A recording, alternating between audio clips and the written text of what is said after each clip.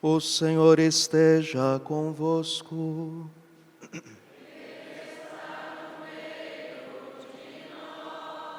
Proclamação do Evangelho de Jesus Cristo segundo Lucas.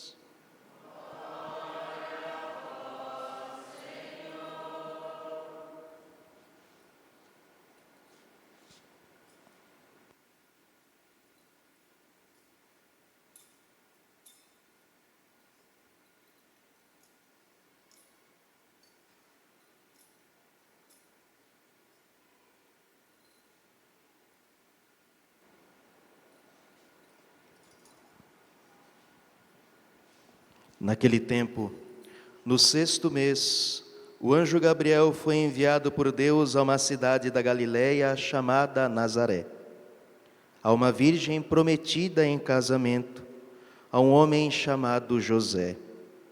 Ele era descendente de Davi e o nome da virgem era Maria. O anjo entrou onde ela estava e disse: Alegra-te, cheia de graça, o Senhor está contigo. Maria ficou perturbada com estas palavras e começou a pensar qual seria o significado da saudação.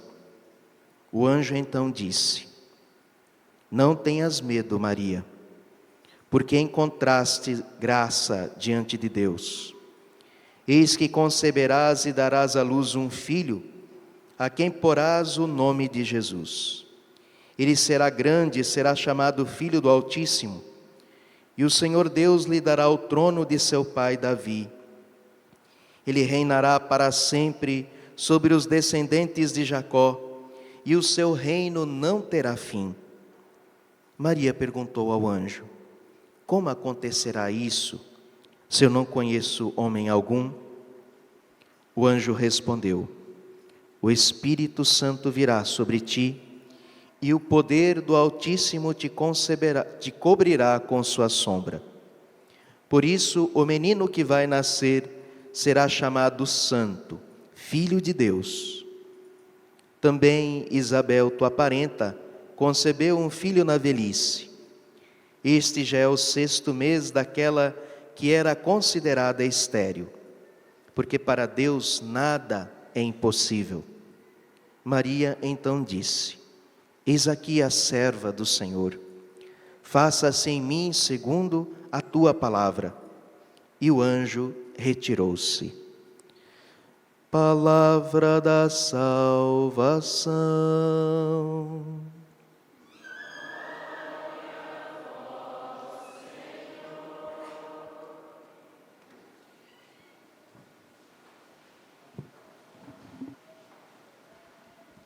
Caríssimos, hoje a igreja se rejubila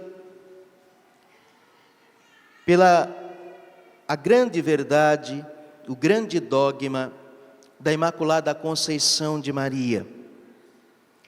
Hoje deveríamos celebrar o 2º domingo do Advento, mas aqui no Brasil, por determinação da Conferência Episcopal e com autorização da Sé Apostólica, a Imaculada Conceição, que se celebra sempre em 8 de dezembro, mesmo que caia no domingo do Advento, pode e deve ser celebrado. Por quê? Bom, nos domingos, os domingos da Quaresma, os domingos do Advento, os domingos do tempo pascal, não podem se antepor nenhuma outra festa, nenhuma celebração votiva, nenhuma missa sacramental. Mas esse grande mistério da Imaculada Conceição, ela está inserida justamente no cerne daquilo que nós celebramos no Advento. Tudo o que nós proclamamos da Virgem Maria hoje é por causa do nascimento de nosso Senhor Jesus na carne. Ele é a razão dos prodígios que Deus realizou na Virgem Maria. Então, o que é esse dogma? Na proclamação do dogma feito em 8 de dezembro de 1854 pelo Papa Pio IX, no documento Ineffabilis Deus, o Papa declara o seguinte: que é a Imaculada Conceição? A Imaculada Conceição é a doutrina que sustenta que a Santíssima Virgem Maria foi preservada imune de toda a mancha de culpa original, no primeiro instante de sua conceição, por singular graça e privilégio de Deus. Nossa Senhora foi concebida de uma maneira extraordinária, diferente de todos nós. Todos nós, eu já expliquei isso na Quaresma, não sei se vocês lembram. Quando nós fomos concebidos, nós recebemos o pecado de Adão. Melhor dizendo, a culpa de Adão, que é o pecado original. Mas a Santíssima Virgem Maria, no instante da sua concepção, ela foi preservada desta culpa. Portanto, a Virgem Maria não contraiu a culpa que todos os viventes contraem, e durante a sua vida foi tão agraciada que também nunca pecou. Esta é a sentença teológica. Agora vamos cavucar um pouco sobre isso, sobre essa verdade. Para aqueles que não aceitam essa doutrina, que é uma doutrina exclusivamente católica, isso não passa nem de perto para os outros que se dizem cristãos. Um dos argumentos para não crer nessa doutrina é justamente tomar o texto de Romanos, no capítulo 3, no versículo 23, que diz: todos pecaram e estão privados da glória de Deus. Bom, então se você segue o texto ao pé da letra, todos pecaram e estão privados da glória de Deus, logo Maria pecou, então Maria não é imaculada. Mas na verdade, é justamente por causa desta palavra de Romanos 3, que é necessário que a Virgem Maria seja imaculada, sem mancha de pecado original. Porque veja, o que esse texto está dizendo é justamente a doutrina do pecado original. Todos pecaram e estão privados da glória de Deus. Este pecado não é necessariamente o pecado pessoal que nós recebemos.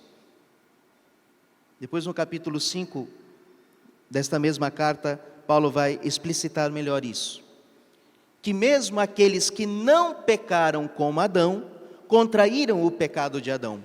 Este pecado de Adão é, como eu já lhes expliquei, a culpa de Adão que recai sobre nós, mesmo que não tenhamos o pecado de Adão. Ou mesmo que não tivéssemos cometido nenhum pecado grave na vida, nós contraímos esta culpa. Ora, por que é justamente por causa desta palavra que Maria precisa ser imaculada? Porque Maria gerou Jesus, o Verbo divino, segundo a carne.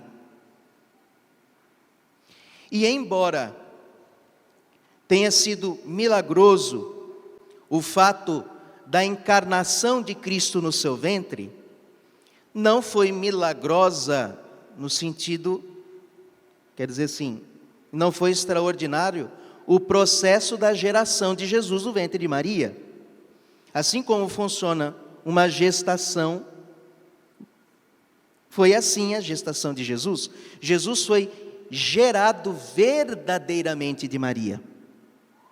Então, isso traz as consequências naturais, biológicas, mas também traz as consequências espirituais.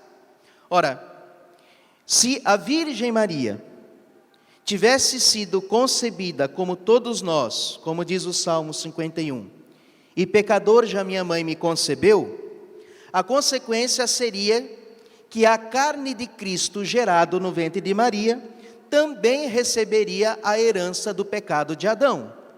Ou seja, nós teríamos um Salvador que estaria manchado com pecado. Isso seria impossível. Não sei se vocês estão entendendo.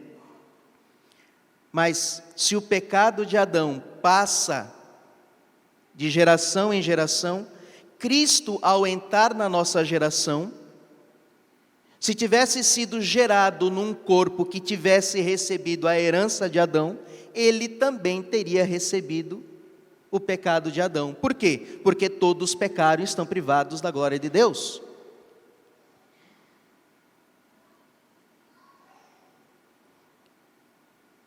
Bom, Deus poderia ter vindo do céu com um corpo pronto, perfeito. Porque ouvimos no Evangelho, para Deus nada é impossível. Mas Deus quis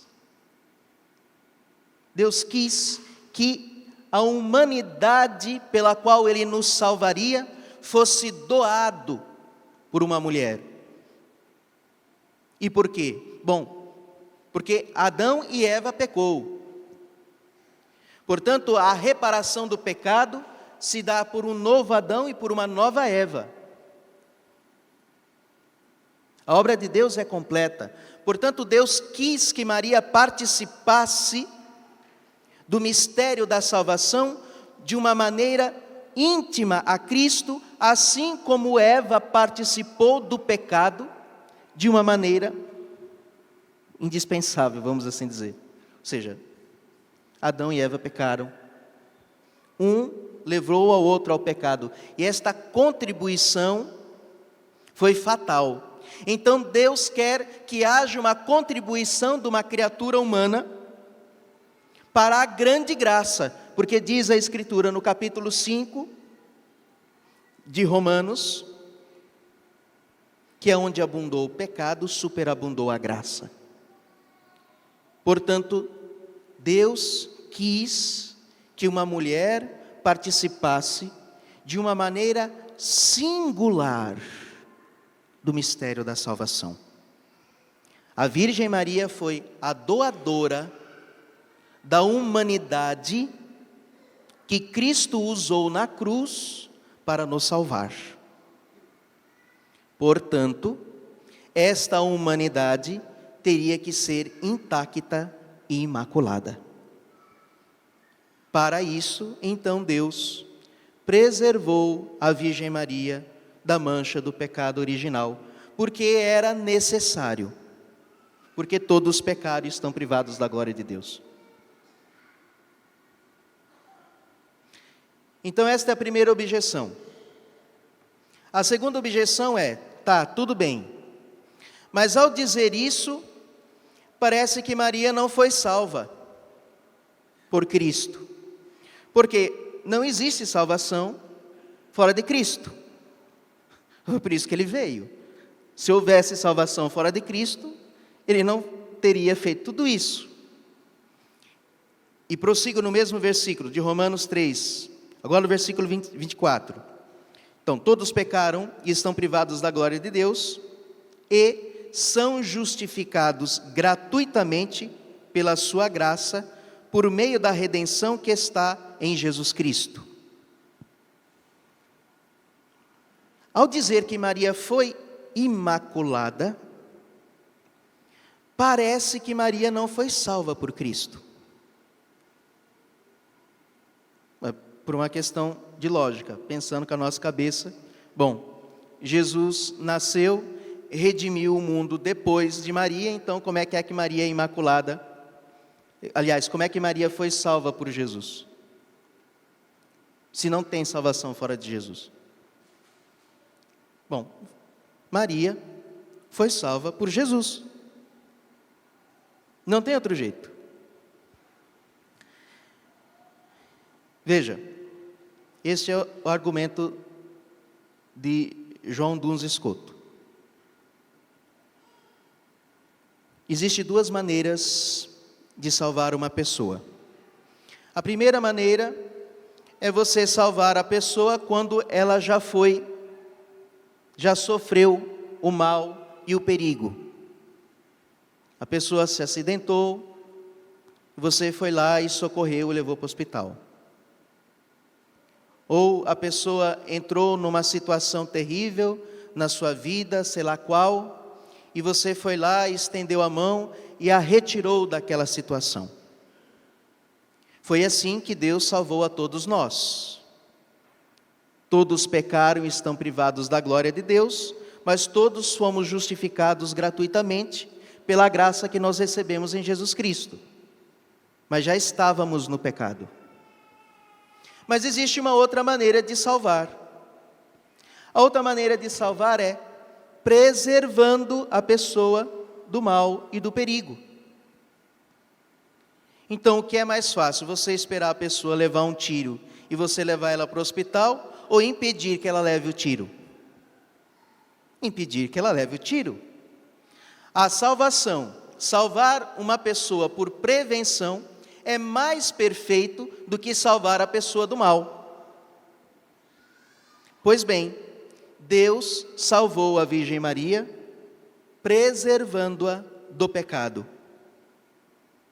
E aquilo que Deus nos deu, depois do pecado, Deus deu a Maria antes do pecado, preservando-a do pecado. Por isso que Nossa Senhora vai dizer, em Lucas capítulo 1, versículo 47, exulta meu espírito em Deus, meu Salvador.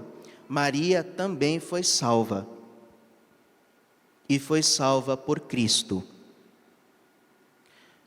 Mas e agora, padre, como ela foi salva por Cristo? Ela foi salva, preservada, sendo preservada do pecado, pelos méritos antevistos de Cristo na cruz. Em outras palavras, Deus antecipou o poder da cruz de Cristo para a Virgem Maria na sua concepção. Mas como pode isso, padre? Porque para Deus nada é impossível.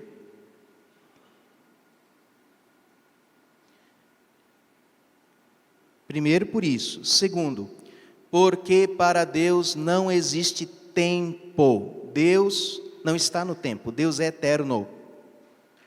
Eterno, o que é eternidade? Eternidade é sempre agora. Para Deus, a criação do mundo e o fim do mundo já está tudo diante dele. Para nós isso não foi manifestado. Mas já está tudo resolvido diante de Deus. Eu sempre digo isso para vocês, a salvação não é um plano B. Quando Deus criou o mundo, Ele já criou o mundo ordenando-o para a salvação. Ele, quando criou Adão e Eva e disse não peque, já sabia que eles iam pecar. A leitura que nós ouvimos de Gênesis, vocês estão careca de ouvir isso. Ali naquele momento, Deus já prouve o seu Salvador e já fez a promessa da redenção. Esta inimizade entre a serpente e a mulher não é Eva, porque Eva sucumbiu à serpente. É outra que virá. Então, já no Gênesis, Deus já havia profetizado que a salvação estava bolada. Como nós ouvimos na segunda leitura, nós fomos predestinados para a glória de Cristo. Ora, se nós fomos predestinados, imagine a Virgem Maria. Portanto, para Deus não há tempo. Então Deus, já tendo no seu desígnio eterno os méritos de Cristo nas suas mãos, da cruz de nosso Senhor, da cruz salvadora, então Ele os usou na Virgem Maria, vamos assim dizer, no momento de sua concepção. Então Maria foi salva por Cristo, pela cruz de Cristo, pelos méritos antecipados. Só para terminar, E como é que nós sabemos isso? Bom, está no evangelho que nós ouvimos hoje. Por que que a igreja coloca justamente esse evangelho, nesse dia? Porque o anjo chega e diz à Virgem Maria: ave cheia de graça. E para nós esta palavra que a gente diz e repete todos os dias, e às vezes várias e várias vezes ao dia, virou uma coisa comum e a gente não pensa o que isso significa. A graça, meus irmãos, é aquilo que nos salvou. Nós somos justificados gratuitamente na graça de Cristo. Quando a gente fala de graça, não estamos falando as graças que você pede nas suas orações. Nós estamos falando da graça santificante que Deus infunde na nossa alma e nos salva dos nossos pecados. Isto é graça. Chega o anjo e diz: ave cheia de graça. Só que acontece que todos pecaram e estão privados da glória de Deus. Não tem ninguém cheio de graça. Mas ela é. Ela é. Não tem ninguém que está na graça de Deus, porque Adão decaiu da graça. Quando Deus, na leitura que nós ouvimos, quando Deus chega no paraíso, Deus pergunta: onde estás, Adão? Até parece que Deus não sabe onde ele está. Este onde estás não é lugar, mas é estado. Onde estás? Porque Adão não está mais na graça de Deus, ele perdeu a graça inicial. E em Adão todos perderam o estado de graça. Porque todos pecaram e estão privados da glória de Deus. Mas a Escritura diz que existe alguém que está cheia de graça. E veja que no grego é bem mais diferente. Quando o anjo chega e diz a Maria, diz: Kairi ke haritomene. Que haritomene, no grego, significa que ela é a depositária da graça.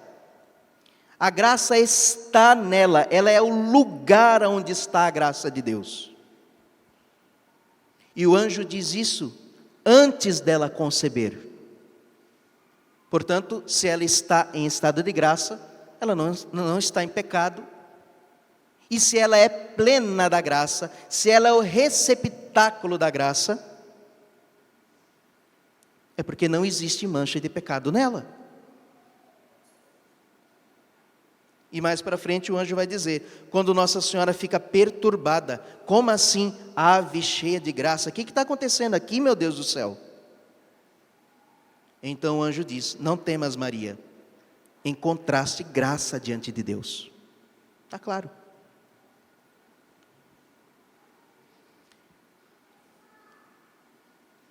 É isso. E por que tudo isso?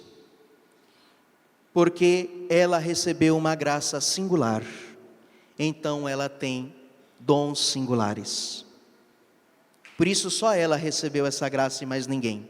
Porque só ela é a doadora da humanidade de nosso Senhor Jesus Cristo. É por isso que Deus não me salvou por prevenção. Porque eu não sou o doador da humanidade de Cristo. Era necessário que Deus fizesse isso. Por isso é uma graça singular. E por isso os anjos exultam. Por isso o céu está em festa. Porque em Maria não se encontrou nada da serpente e se cumpriu a promessa: ela te esmagará a cabeça. Por isso nós estamos diante de um grande mistério da Santíssima Virgem Maria. Que todas essas palavras, meus irmãos, nos ajudem e nos inspirem a crescer cada vez mais na devoção à nossa Mãe. E não termos medo de acolhê-la na nossa vida, não termos medo de amá-la, porque o próprio Deus a amou, o próprio Deus a escolheu, o próprio Deus a honrou. Creio em Deus Pai, todo